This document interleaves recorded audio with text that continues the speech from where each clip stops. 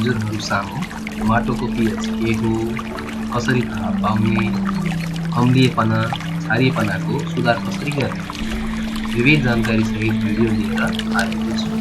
able to classify acid and base using characteristics property. यसको प्रपर्टीहरु use गरेर हाम्रो माटो एसिडिक रहेछ कि बेसिक रहेछ भन्ने थाहा पाउन सक्ने सक्षम हुन्छ हामीले है त।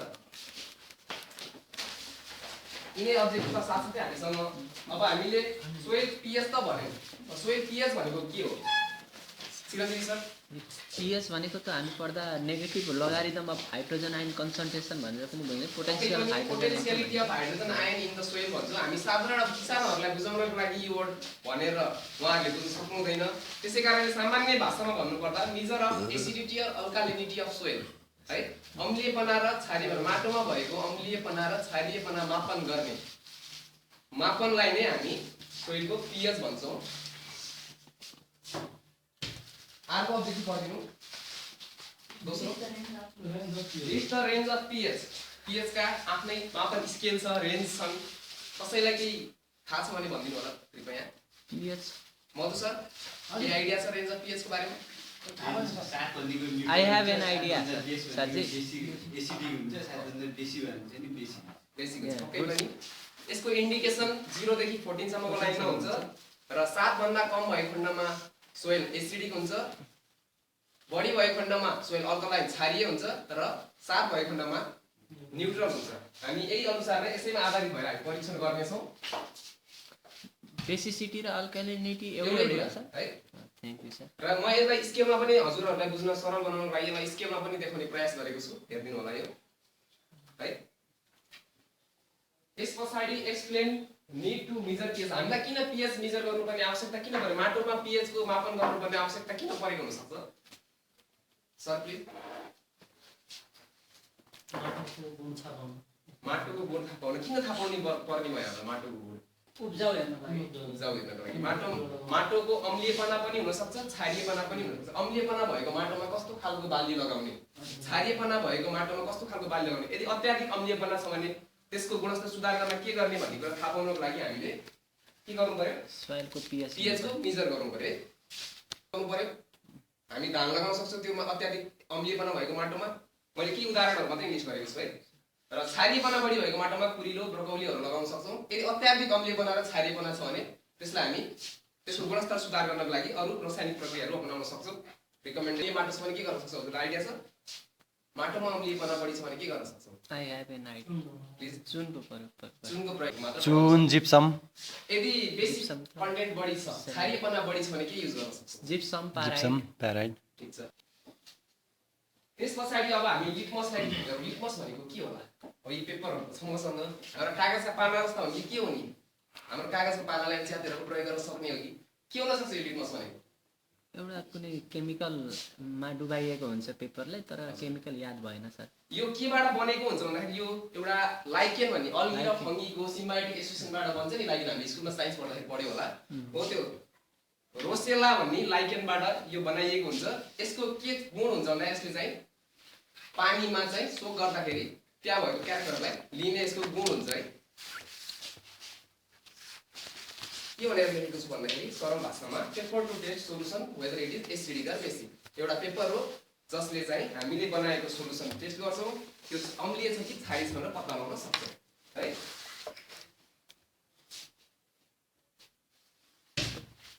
भन्दाखेरि नै के सेफ्टी हुन सक्छ, अपनाउनु पर्ने आवश्यकता हुन्छ त्यो हामी डिस्कस गर्नेछौं। अब लागौं हामी परफर्मेन्स गाइडतिर। Sir please. collect all required materials.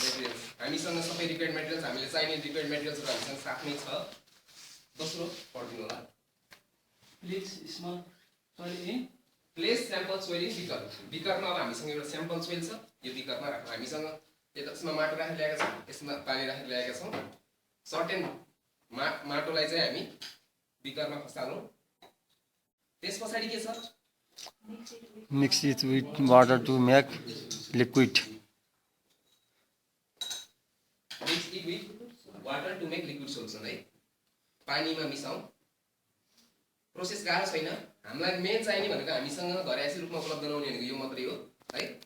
अरू चिज हामीसँग घरैसी रूपमै आफ्नो बारीको माटो होइन धाराको पानी प्रयोग गर्ने घोल्ने यसलाई कन्सन्ट्रेसन यति चाहिन्छ उति चाहिन्छ भन्ने हुँदैन वेट गर्नु पनि पर्ने हुँदैन साधारण तरिकाले गर्न सक्छौँ त्यस पछाडि के छ 4 नम्बरमा पढ्दिनु होला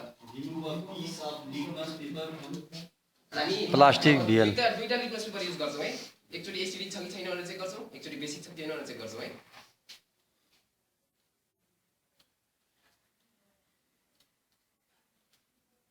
लिटमस पेपर निकाल्यो ब्लू लिटमस पेपर निकाल्यो होइन त्यसपछि के छ स्याम्पललाई हामी स्टिल पनि गरिसक्यौँ हो स्टिल गरिसक्यौँ some solution on the end of steel rod.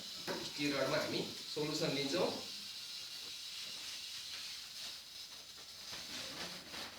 त्यस पछाडि Hold vanilla litmus paper for both.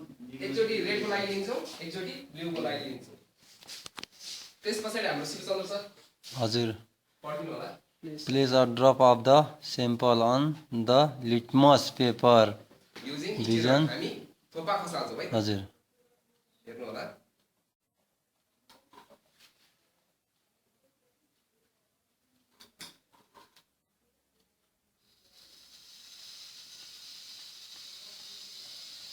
यसमा इफेक्ट देखिन्छ यो एसिडिक छ भने ब्लूको कलर रेडमा चेन्ज हुन्छ हो बेसिक छ भने ब्लूमा भएको कलर चेन्ज हुँदैन है एकछिन टाइम लाग्छ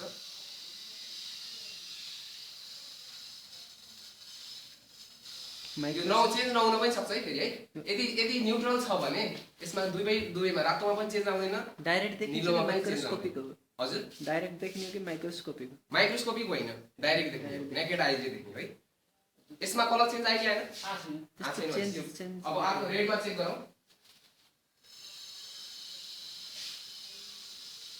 आएन भनेर हामी चेक गरेको फेल भयो भन्ने हुँदैन है हाम्रो माटो के हुन सक्छ तटस्थ न्युट्रल हुन सक्छ है 7 हुन सक्छ हैन हजुर 7.5 देखि 8 point हजुर रिडिङ ठ्याक्कै अझ एक्ज्याक्ट पीएच मिटर युज नगरिकन हाम्रो माटो रिडिङ थाहा हुँदैन तर यो हुन्छ कि माटो ठिक छ भन्ने कुरा कुरा पेपरमा राखेर चेक गर्न चाहे है हजुर सर हजुर राम्रोसँग हेर्नु है अहिले हजुर ल्याएर गर्नुपर्ने हुन्छ त्यही प्रक्रियाबाट त हामीले निलो लिटमस पेपर के को लागि बेसिसिटीको लागि हो निलो लिटमस पेपरले एसिडिक छ भने रातोमा कन्भर्ट हुन्छ यदि बेसिक छ भने निलोले देखाउँछ चेन्ज हुँदैन अब अहिलेसम्म हामी के बुझौँ यो बेसिक छ भन्ने बेसिक छ है अब रातोमा चेक गरौँ है अहिलेसम्म हामी न्युट्रल छ भने हामीलाई थाहा छैन अब यसमा चेक गरौँ यसमा पनि कलर चेन्ज देखियो भने यो माटो चाहिँ के रहेछ न्युट्रल रहेछ थाहा पाउँछ है त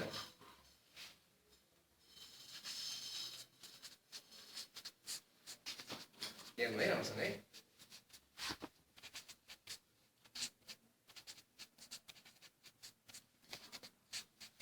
कलर चेन्ज भिजिबिलिटी अनि के कन्क्लुजन डिराइभ गर्न सक्यो हाम्रो माटो के रहेछ सर यसमा कुन बाली लाउन खोजेको न्युट्रल माटोमा हाम्रा प्राय बालीहरू न्युट्रल माटोमा हुन्छ मैले अहिले एक्सेप्सन दिएँ नि धानलाई प्राय एसिडिक माटो चाहिन्छ 4.5 अब हामी पीएच मिटरको छैन हामीसँग जस्ट हाम्रो माटो अम्लियो कि छारियो भन्ने मात्र थाहा पाउँछ यति नै हो ठ्याक्कै यति अम्लिएपना छ ठ्याक्कै यति छारिएपना छ भन्ने थाहा पाउनको लागि चाहिँ हामी पीएच मिटर नै प्रयोग गर्छौँ हाम्रो माटो जस्ट अम्लिएछ कि छारिएछ भन्ने थाहा पाउनको लागि मात्रै पीएच मिटर युज गर्छौँ है यदि हाम्रो ब्लू लिटमसलाई रातोमा कन्भर्ट भएर हाम्रो के भन्ने थाहा पाउँछौँ यदि यो ब्लू रातोमा यदि परिणत भइदिएको भए हाम्रो माटो कस्तो छ भन्ने थाहा पाउँछ एसिडिक एसिडिक छ भन्ने थाहा पाउँछ यदि हाम्रो रातो लिटमस चाहिँ निलोमा परिवर्तित भइदिएको भए हामी के थाहा पाउँदैन दुईटै कन्क्लुजन आउन सक्यो त सकेन नि है त्यसै कारणले हाम्रो माटो के रहेछ न्युट्रल रहेछ है त्यसपछि हामीले ध्यान दिनुपर्ने विभिन्न ठाउँ स्टेप्सहरूमा विभिन्न खुल्लाहरूमा ध्यान दिनुपर्ने हुनसक्छ use steel rod and stir the sample भन्दाखेरि मैले ह्यास चिन्ह लगाएँ किन लगाएँ होला ह्यास चिन्ह के क्रिटिकल हुनसक्छ यो स्टेपमा भनिदिनु त होइन यो 5 नम्बरमा मैले ह्यास लगाएँ नि यो सेफ्टी मेजर्स अपनाउनु पर्ने विशेष पोइन्ट हो किन भन्दा हामीसँग ल्याबमा प्रयोग गरिने सिसाका औजारहरू छन् यो टुटफुट हुनसक्छ नि विशेष ध्यान दिनुपर्ने हुन्छ यो स्टेपमा है र मैले अर्को पोइन्ट नम्बर 8 मा एस्ट्रिक चिन्ह लगाएको छु किन हुन सक्छ यो मधुजी भनिदिनु किन हुन सक्छ pressure drop of sample on litmus paper using steel rod भनिएको छ यो भनेको इम्पोर्टेन्ट पोइन्ट क्रिटिकल पोइन्ट हो यो मेन हाम्रो यो 9 वटा पोइन्ट स्टेप्स डिराइभ गर्दाखेरि मेन पोइन्ट नहुने पोइन्ट चाहिँ यो छ है। त्यसै कारणले हामीले यो पोइन्ट डिराइभ गरेका छौँ। अब हजुरहरूले यो स्किल पर्फर्म गर्न सक्नुहुन्छ त? बुझ्नुभयो? छलङ्ग भयो सर। बुझ्नुभयो नि? नबुझेको केही कुनै स्टेप्सहरू छ भने, जिज्ञासाहरू छ भने भन्नु होला। हजुरहरूलाई के मनमा लागेको जिज्ञासा छैन नि है? गर्न सक्नुहुन्छ त? सकिन्छ सर। सकिन्छ सर। आइदिनु न, चिरञ्जीवी सरले आइदिनु। म आइदिन्छु। टाइम छ भने मैले भनेका स्टेप्सहरू सबै याद गरिराख्नुहोस् होला।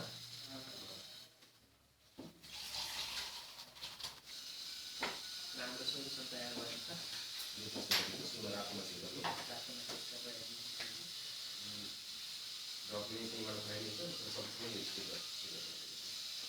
यदि यो हाम्रो रातो पेपर निलोमा चेन्ज भयो भने बेसी पेपर राम्रो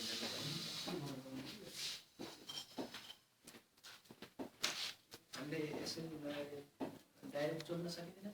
डाइरेक्ट नसोध्नु, अरू स्याम्पल पनि अरूलाई पनि गराउन सक्नुहुन्छ। तरिका भनेको यसरी दिनु कि स्याम्पल बनाएको स्याम्पलमा किन छोड्नु?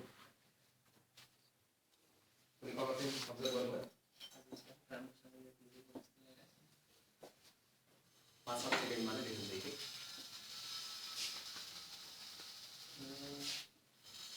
धेरै चेन्ज त आएको जस्तो अहिले भन्न सकिँदैन है।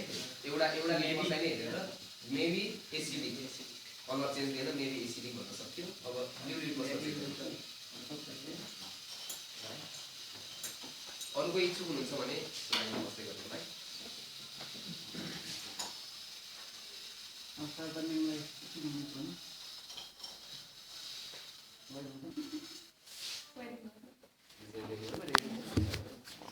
माटो न्युट्रल नै रहेछ हाम्रो यो पोलिपटको यही हाम्रो टिआइटिआईको फ्लावरिङ गार्डनमा पोलिपट युज गरेको माटो ल्याएको थिएँ मैले। माटो न्युट्रल रहेछ।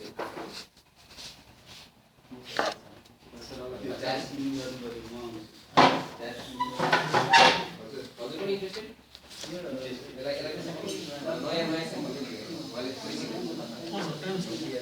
सर गरमलाई हामी पनि सबैले जान्नु घरको तरिकाले कसैले गार्डनिङ गर्दै हुन्छ, कसैले तरकारी लगाउँदै हुन्छ भने मेरो माटो कस्तो रहेछ त मैले माटो अनुसार कस्तो तरकारी लगाउने हुन्छ थाहा पाउन सक्नुहुन्छ। आफ्नो घरको माटो कस्तो छ भन्ने कुरो थाहा हुन्छ होइन?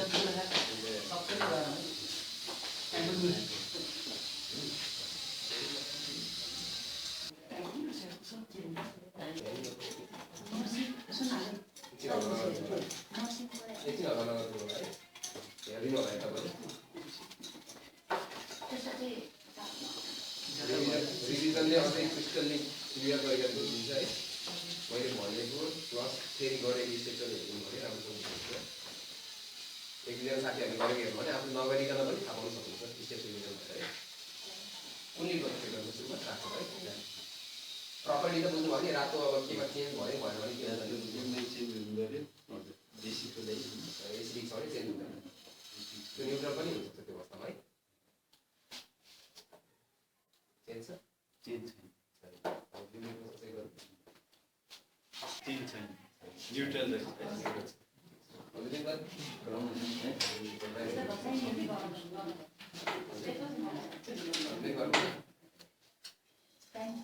हामीले खरिद गर्नु पर्ने चिजहरू यति नै है। सरल तरिका एकदम कस्ट एकदम पनि मिनिमम कस्टमा आफ्नो माटो गर्नुपर्छ। यो पाउन सकिन्छ।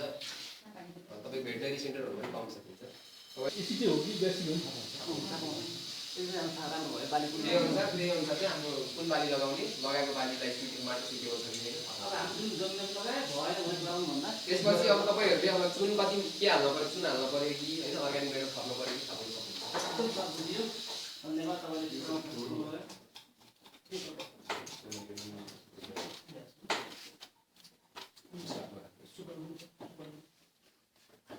छैन फेभिक्विक छैन यहाँनिर।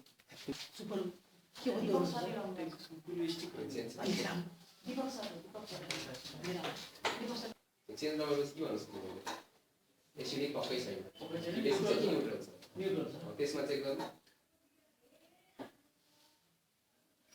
त्यसमा चेक गर्दाखेरि रातो नै देखियो होइन?